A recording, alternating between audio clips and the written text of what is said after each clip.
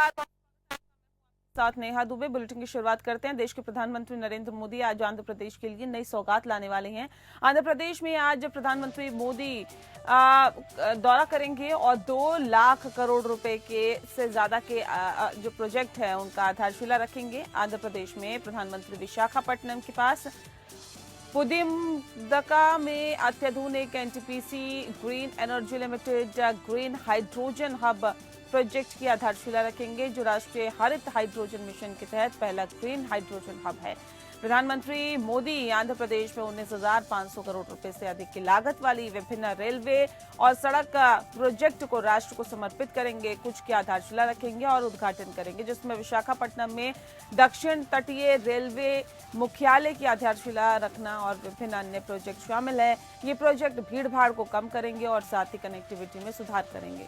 बताया भी जा रहा है कि क्षेत्र सामाजिक और आर्थिक विकास को भी बढ़ाएंगे। सुलभ और सस्ती स्वास्थ्य सेवा के अपने दृष्टिकोण को आगे बढ़ाते हुए प्रधानमंत्री अनकापल्ली जिले के नक्कापल्ली में बल्क ड्रग पार्क की नींव भी रखेंगे। प्रधानमंत्री आंध्र प्रदेश के तिरुपति जिले में चेन्नई बेंगलुरु औद्योगिक गलियारे के तहत कृष्णपट्टम और औद्योगिक क्षेत्र के KRIS सिटी की आधारशिला भी रखेंगे। कृष्णपट्टम औद्योगिक क्षेत्र KRIS सिटी औद्योगिक राष्ट्रीय औद्योगिक गलियारा विकास कार्यक्रम के तहत एक प्रमुख प्रोजेक्ट है, जिसे एक ग्रीनफील्ड औद्योगिक स्मार्ट शहर के रूप में देखा जा रहा है।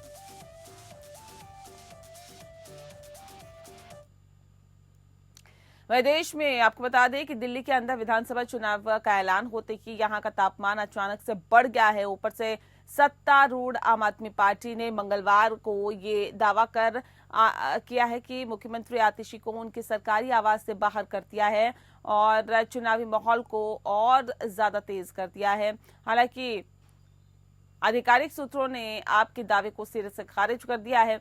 दिल्ली के सीएम आतिशी ने कहा प्रेस कॉन्फ्रेंस में कि आज दिल्ली के चुनाव की घोषणा हुई है और जिस दिन चुनाव की घोषणा होती है उससे पिछली रात को बीजेपी की केंद्र सरकार 3 महीने में दूसरी बार मुझे मेरे सरकारी आवास से निकालकर बाहर फेंक दिया है। आतिशी ने कहा कि चिट्ठी लिखकर केंद्र ने मेरे सरकारी आवास का अलॉटमेंट कैंसिल कर दिया है। 3 महीने पहले भी इन्होंने मेरा और मेरे परिवार का सामान सड़क पर फेंक दिया था। उन्होंने कहा कि घर छीनने से काम रुकेगा नहीं और जो दिल्ली वालों के लिए हमारे दिल में है उसे आप नहीं छीन सकते। दिल्ली वालों से कहना चाहूंगी कि अगर जरूरत पड़े तो मैं आपके घर रहूंगी, बीजेपी को बताने के लिए काम करूंगी और कितना भी परेशान करो हम काम करने से रुकेंगे नहीं। आतिशी ने आगे कहा कि 6 फ्लैग स्टाफ रोड जो दिल्ली का सीएम आवास है जो मुझे अलॉट किया गया था, उस सीएम आवास से मेरे घर का सामान निकालकर फेंक दिया गया। 6 जनवरी को शाम को फिर पीडब्ल्यूडी की तरफ से चिट्ठी भेजी गई उस घर को छीनते हुए। मुझे नहीं लगता कि लोकतंत्र के इतिहास में इस तरह से किसी का भी घर छीना गया हो। वहीं आधिकारिक सूत्रों की माने तो उन्हें सीएम आवास से निकाला नहीं गया, बल्कि सच तो ये है कि उन्होंने उस घर में कभी शिफ्ट ही नहीं किया। उन्होंने कहा कि आतिशी को पहले से ही 17 AB मथुरा रोड पर एक आधिकारिक निवास आवंटित किया गया और उन्हें 3 अन्य आलीशान बंगले फिर से ऑफर किए गए। सूत्रों ने बताया कि दिल्ली के सीएम जो है वो 2 कारणों से वापस उन्हें लिया गया। पहला, उन्हें घर का कब्जा 1 सप्ताह के भीतर लेना था और फिर उन्होंने 3 महीने में भी ऐसा नहीं किया। नियमों में ये स्पष्ट रूप से उल्लेखित है। दूसरा, शीश महल CBI ED की जांच के दायरे में है और अब कैग ने इसकी निर्माण प्रक्रिया में भ्रष्टाचार को स्थापित किया है।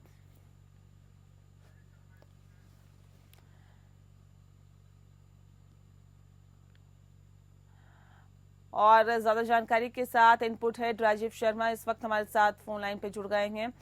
राजीव जी, से किस तरह से देखा जाए एक बार फिर से दिल्ली की सियासत जो है वो शीश महल पर गर्म होती हुई दिखाई दे रही है?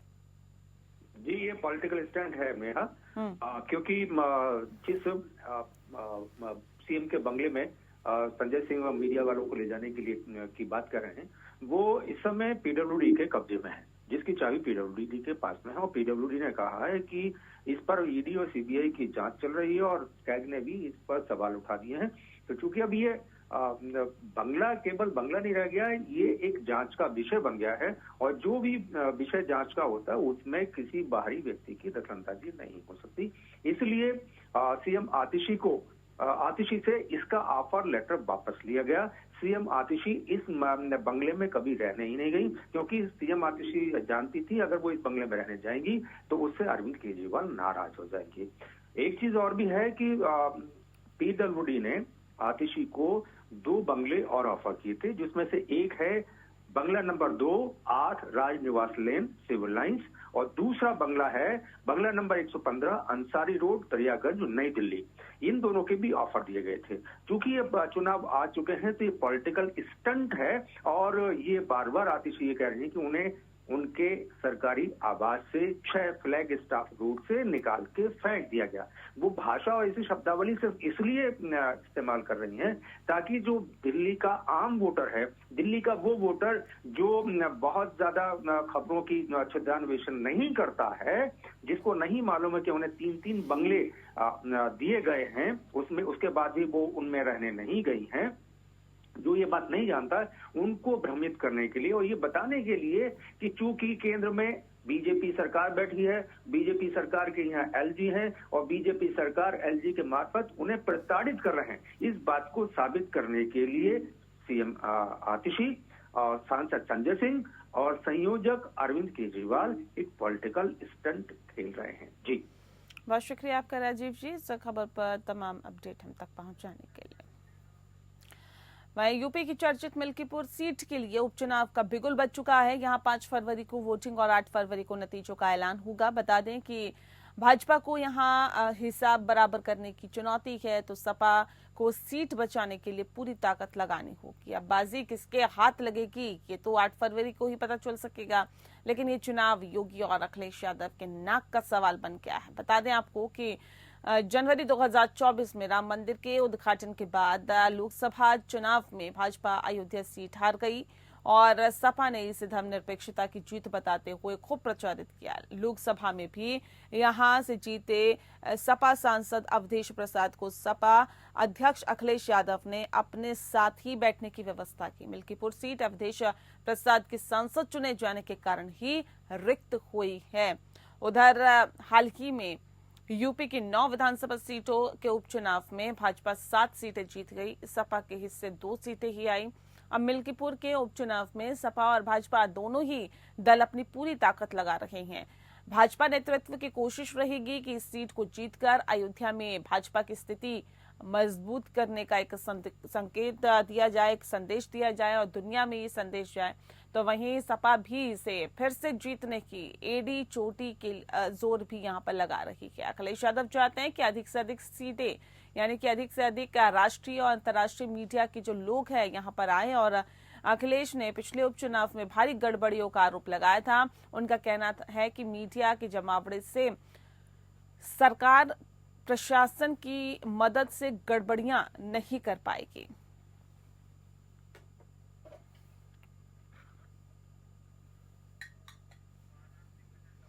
आनंद सिंह ज्यादा जानकारी के साथ विशेष संवाददाता सीधे हमारे साथ जुड़कर फोन लाइन पर। आनंद, जानना चाहेंगे आपसे क्योंकि मिल्कीपुर सीट अब क्या दोनों ही पार्टियों के लिए एक नाक का सवाल है। खास तौर पे अगर हम अखिलेश यादव की बात करें, योगी आदित्यनाथ की बात करें, तो क्या दोनों की प्रतिष्ठा इस वक्त दांव पे लगी हुई है कि आखिर मिल्कीपुर सीट को किस तरह से निकाला जाए और इसका संदेश भी पूरे प्रदेश में जाएगा? बिल्कुल नया, देखिए मिल्कीपुर की जो सीट है जहाँ पर उपचुनाव होना है, किस कदर महत्वपूर्ण है इस बात से समझा जा सकता है कि बीते कुछ महीनों में मुख्यमंत्री योगी आदित्यनाथ ने लगातार इस सीट का दौरा किया है। अब मुख्यमंत्री एक बार फिर मिल्कीपुर में रहने वाले हैं, आज भी हैं, 11 तारीख को भी मिल्कीपुर में रहेंगे और तमाम जो सरकार की योजनाएं है उसका जिक्र करेंगे, तमाम योजनाओं का ऐलान करेंगे मुख्यमंत्री। जो नया सबसे खास चीज है कि मिल्कीपुर की ही वो सीट है जहाँ से विधायक हुआ करते थे अवधेश प्रसाद, जो अब वर्तमान में फैजाबाद से सांसद हैं। ऐसे में अगर भाजपा के सामने चुनौती है मिल्कीपुर सीट को जीतकर जो अयोध्या की हार का गम है, जो फैजाबाद सीट से हार का गम है लोकसभा चुनाव में, उसको कम करना चाहेगी। तो वही समाजवादी पार्टी की ये कोशिश होगी कि मिल्कीपुर की सीट को भी जीता जाए और एक तरह से भारतीय जनता पार्टी को ये बताया जाए कि जो दबदबा है फैजाबाद में राम जन्मभूमि जहाँ पर स्थित है, वहाँ पर जो दबदबा है वो पूरी तरह से समाजवादी पार्टी का है। बहुत शुक्रिया आपका आनंद, तमाम जानकारी हम तक पहुंचाने के लिए। अगली खबर का रुख करते हैं। सुप्रीम कोर्ट में आज मथुरा के कृष्ण जन्मभूमि और शाही ईदगाह को लेकर दायर 18 केसों के खिलाफ मुस्लिम पक्ष की याचिका पर सुनवाई होगी। इस अर्जी को पहले इलाहाबाद हाई कोर्ट में दायर किया गया था, जो खारिज हो गई। अब इस पर शीर्ष अदालत में सुनवाई होगी। बता दें आपको कि हाई कोर्ट में मुस्लिम पक्ष ने अर्जी डाली थी कि शाही ईदगाह के सर्वे को लेकर दायर मामले में सुनवाई के योग्य नहीं है, और लेकिन उच्च न्यायालय ने इस अर्जी को खारिज कर दिया था। सुप्रीम कोर्ट में हेट स्पीच को लेकर एक भी अर्जी पर सुनवाई जो है वो होनी है। एक अर्जी पर सुनवाई होनी है जिसमें मांग की गई है कि हेट स्पीच को लेकर शीर्ष अदालत दिशा निर्देश जारी करे। ये मामला पहले से ही चल रहा है, जिस पर आज फिर से सुनवाई होनी है।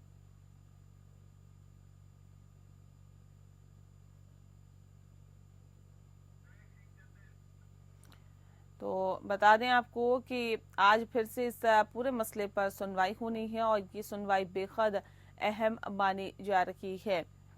ज्यादा जानकारी दे रहे हैं विवेक सिंह चंदेल। विवेक, क्या कुछ रह सकता है सुनवाई के दौरान? बिल्कुल, जो कृष्ण जन्मभूमि विवाद है, इस मामले में जो मुस्लिम पक्ष है उसकी 3 याचिकाएं हैं, वो सुप्रीम कोर्ट में लंबित है। वो काफी समय से सुप्रीम कोर्ट में लंबित है, लेकिन कभी तारीख की वजह से और कभी जो कोर्ट की इनकन्वीनियंस की वजह से सुनवाई नहीं हो पा रही है। बेसिकली 3 याचिकाएं हैं जो मुस्लिम पक्ष की तरफ से दाखिल की गई, जिसमें पहले तो मेंटेनेबिलिटी, जिसमें हाई कोर्ट ने जो हिंदू पक्ष की जो याचिकाएं थी उसको मेंटेनेबल मान लिया था, सुनवाई योग्य मान लिया था उसके ऊपर। दूसरा, जो सभी 18 मामलों को एक साथ क्लब किया गया था, उसका आदेश जारी है, उसको सुप्रीम कोर्ट में चुनौती दी गई। और तीसरा कि जो निचली अदालत में चल रहे मामले हैं उनको सीधे हाई कोर्ट सुनवाई के लिए अपने पास बुला लेता है, और इस फैसले को उन्होंने सुप्रीम कोर्ट में चुनौती दी। हालांकि हिंदू पक्ष की तरफ से भी इस मामले में याचिका दाखिल की गई, ये कहा गया कि जो भी हाई आदेश को देखिए सुप्रीम कोर्ट चला आता है, ऐसे में ये उसका जुरिडिक्शन और ये तमाम चीजें उनको देखना पड़ेगा। तो बड़ा सवाल सुप्रीम कोर्ट के सामने ये है कि क्या जो हाई कोर्ट का फैसला है उस फैसले को बरकरार रखा जाए, यानी कि उसके मामले की सुनवाई वहीं होती रहे, यानी कि जो मेंटेनेबल है उसकी सुनवाई वो जारी रखी जाए। इसके ऊपर सुप्रीम कोर्ट को फैसला लेना है। वहीं दूसरी याचिका जिसमें सभी मामलों को एक साथ क्लब किया गया था, 18 मामलों को, उनको क्या एक साथ सुनवाई के लिए, क्योंकि 18 अलग अलग मामले हैं जो निचली अदालत के मुख्य जो डिस्ट्रिक्ट जज और सिविल कोर्ट के में हैं, वो अलग अलग मामले हैं। उन मामलों को एक साथ क्लब किया जाना है, क्या वो सही है या नहीं है। और तीसरी चीज ये कि क्या जो ये 18 याचिकाएं हैं, इन याचिकाओं को वो जो एक साथ क्लब किया गया है वो उनको एक साथ क्लब करके सुनवाई की जाए या नहीं की जाए। तो ये 3 ऐसी चीजें हैं जिसमें मुस्लिम पक्ष आज अपनी दलील रख सकता है। अगर कोर्ट इस मामले में सुनवाई करता है तो जरूर दोनों पक्षों की दलील सुनी जाएगी और उसके बाद कुछ निर्णय आ सकता है, लेकिन अभी थोड़ा लंबा समय लगेगा ये निश्चित करने के लिए क्या 3 याचिकाएं हैं जो उनको मेंटेनेबिलिटी और एक साथ क्लब करना और निचली अदालत के सभी मामलों को हाई कोर्ट सुनवाई के लिए। चलिए विवेक, बहुत शुक्रिया आपका तमाम जानकारी हम तक पहुंचाने के लिए। तो जाहिर तौर पर आज सुनवाई होगी, सुनवाई पर सभी की निगाहें टिकी हुई है। बिहार के मुख्यमंत्री नीतीश कुमार ने मंगलवार को प्रगति यात्रा के क्रम में सीवान जिले को लगभग 109 करोड़ रुपए की योजनाओं की सौगात दी। मुख्यमंत्री ने रिमोट के माध्यम से 127 विकासात्मक योजनाओं का उद्घाटन और शिलान्यास किया। इसमें 83 करोड़ 47 लाख और 37,000 रुपए की लागत से 122 योजनाओं का उद्घाटन तथा 25 करोड़ 38 लाख 27 हजार की लागत से 5 योजनाओं का शिलान्यास शामिल है। मुख्यमंत्री ने प्रगति यात्रा के क्रम में रुखी प्रखंड के ग्राम नारायणपुर में प्रस्तावित सीवान बाईपास का स्थल निरीक्षण किया और अधिकारियों ने मैप के माध्यम से प्रस्तावित सीवान बाईपास के संबंध में मुख्यमंत्री को विस्तृत जानकारी दी। इसके बाद मुख्यमंत्री ने सीवान जिले के हुसैनगंज प्रखंड स्थित मचकना पंचायत के ग्राम करहनु में जल जीवन हरियाली अभियान के तहत सौंदर्यीकृत कराए गए तालाब का निरीक्षण किया। इस दौरान मुख्यमंत्री ने तालाब में मछली का जीरा छोड़ा और मुख्यमंत्री के करहन गांव के वार्ड संख्या 2 में आंगनबाड़ी केंद्र का निरीक्षण किया और बच्चों के पठन पाठन के विषय में जानकारी ली।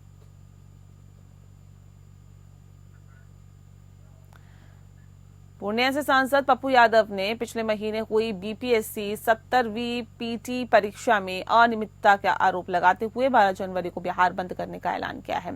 उन्होंने मंगलवार को राज्यपाल आरिफ मोहम्मद खान से मुलाकात की और बीपीएससी परीक्षा में कथित गड़बड़ी की निष्पक्ष जांच कराने की मांग की है। उन्होंने बताया है कि 9 जनवरी को महागठबंधन के नेताओं के साथ धरना भी दिया जाएगा। इससे पहले 3 जनवरी को भी पप्पू यादव के समर्थकों ने बिहार बंद बुलाया था, जिसका पटना के अलावा कोसी सीमांचल के इलाकों में असर देखने को मिला था।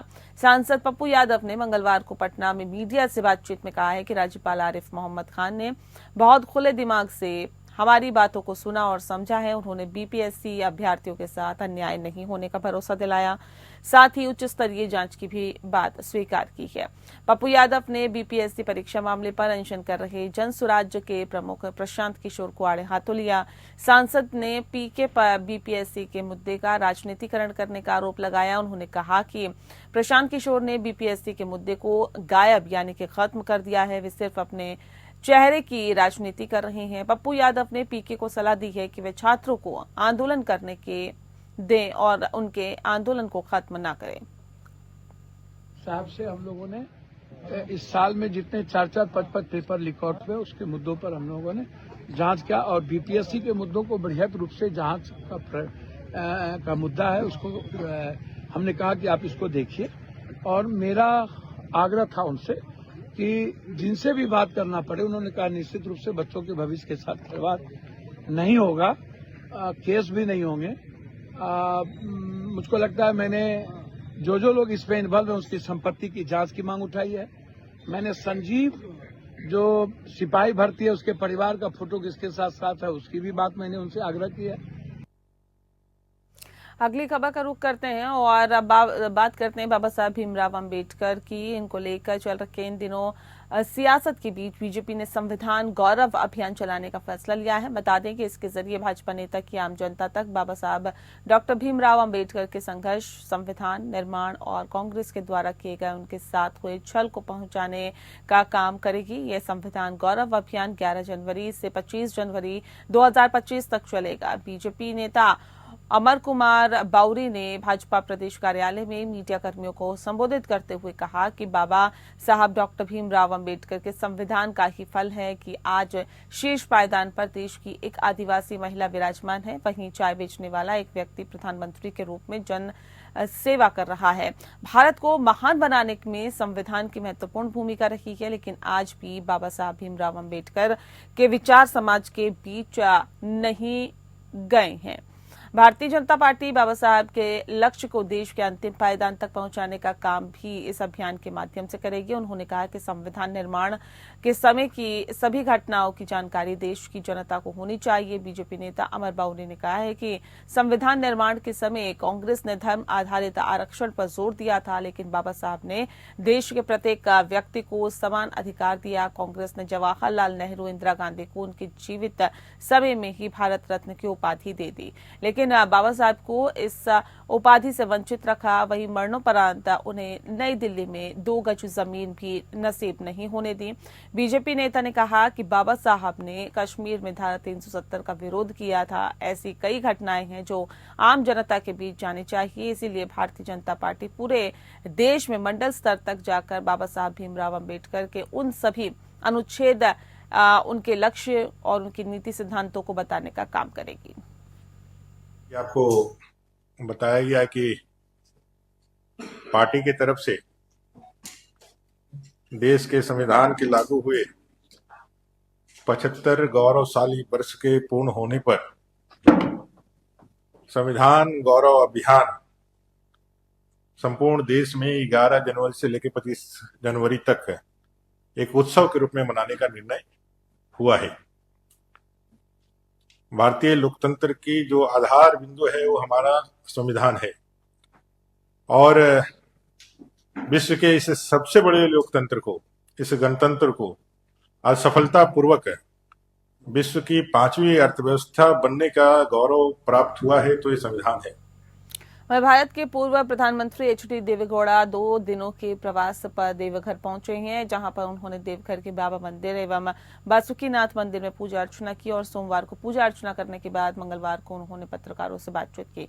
उन्होंने ये कहा कि देश के सबसे मजबूत लीडर में वर्तमान प्रधानमंत्री नरेंद्र मोदी है। उन्होंने कांग्रेस पर कहा कि कांग्रेस सरकार बनाने की स्थिति में नहीं है। इस बार कांग्रेस ने किसी तरह से अपने लोकसभा सदस्यों की सीटों में बढ़ोतरी की है, लेकिन इसके बावजूद पीएम मोदी के सामने कांग्रेस के नेताओं का कोई वजूद नहीं है। पूर्व प्रधानमंत्री देवेगौड़ा ने कहा है कि भारत एक बड़ा देश है और यहाँ के अंदर विभिन्न जाति के लोग रहते हैं।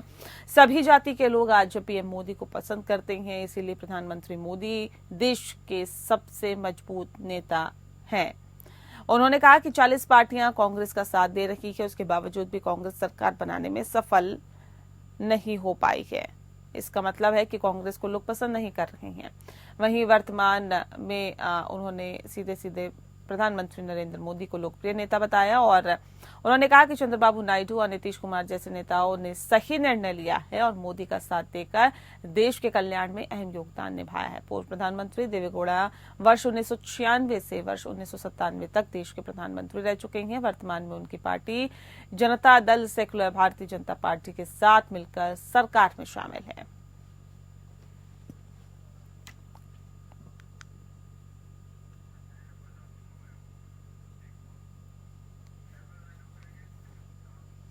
और बुलेटिन में फिलहाल के लिए इतना ही। नमस्कार।